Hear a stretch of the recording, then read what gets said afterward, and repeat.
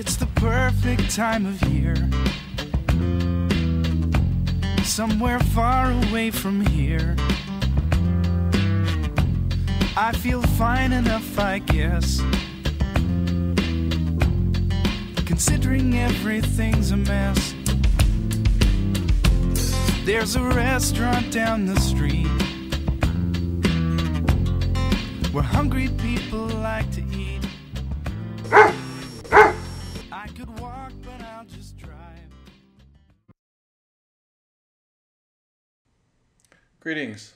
This video is really just to cover off the components I used when I assembled E-Flite's de Havilland Beaver kit. It's a plane that I get to see quite often living here on the west coast of British Columbia, and I've had the pleasure of having flown on a couple, and it's a plane that's kind of near and dear to my heart. To power this little puppy, I've used E-Flite's Power 32, which is the motor that they recommend using if you're ever going to put floats on it. I'm not sure I will, but I thought bigger's better, biggest is best. And above it, you can now see Castle's ice. It's actually a 100 amp ESC, which is way overkill, but I did have it in the shop, so into the plane it went rather than going out and buying another one for this plane. Thanks to the captured nuts on the firewall of the Beaver, the motor was extremely easy to put on. It comes with little spacers depending on whether you use the 25 or the 32, and it's very straightforward. The ESC I mounted above the motor. Some people put them on the side or on the bottom. I just tried it in every location, and that one worked out best for me. For servos, I used a 6-pack of high-tech HS 225 MGs. Again, they were something I had in the shop. The kit actually calls for JR MN 48s, but the 225 high-tech servos fit perfectly into the wing for the ailerons and flaps, as well as into the fuselage for the rudder and the elevator. For a receiver, I elected to go with Spectrum's AR7000. It's a full range receiver. It's a good old workhorse, and I quite like this receiver. It's been very reliable.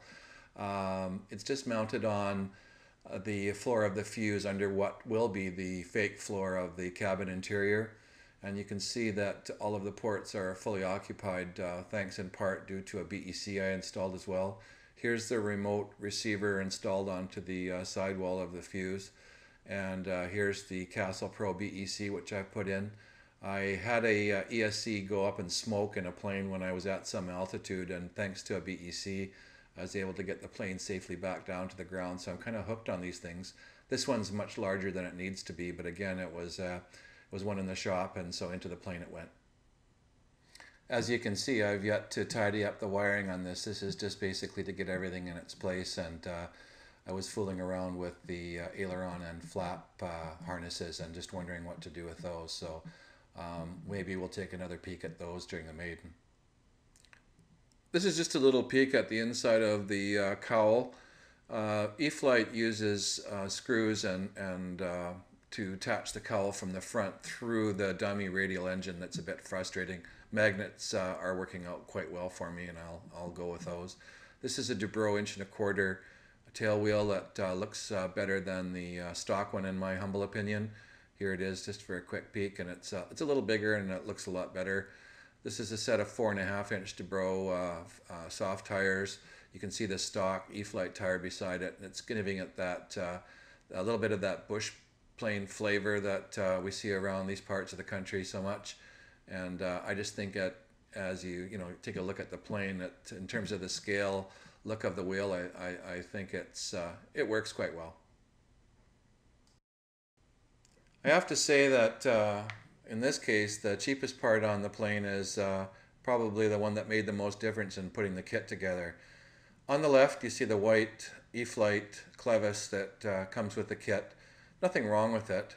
It goes on to stainless 256 control rods that are it's a very tight fit, and you'll burn the end of your fingers when you're twisting the clevis on and off to make your adjustments. Keep in mind that there's 7 of these on the plane. There's 4 in the wing and 3 in the tail. And while I'm speaking of the tail, no pun intended, but you're going to feel very much like a proctologist when you adjust all of the control rods in the back of this little plane, and the control rods that deal with the elevator, the rudder, and the tail wheel. So if you switch to Dubrow's Kwik-Link Clevis, the metal one that I showed you there, they thread very easily onto 256 rods, and they almost spin. They work up the threads so well.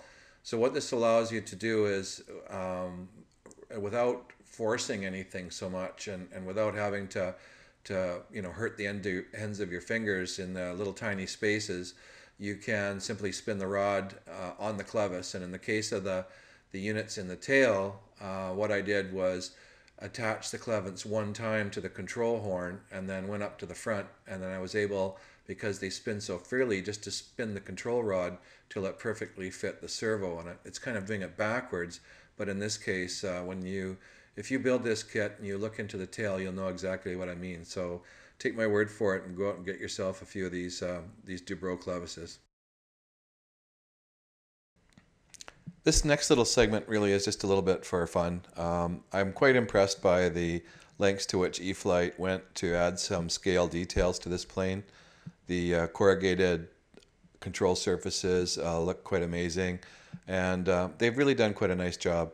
I got really lucky, and a friend of mine who I fly with has a buddy that has a vinyl cutting machine, and we sort of tasked him to take a look at seeing whether he could replicate the call numbers of the actual plane that was at the very start of this video, and we would see if we could, here it is here.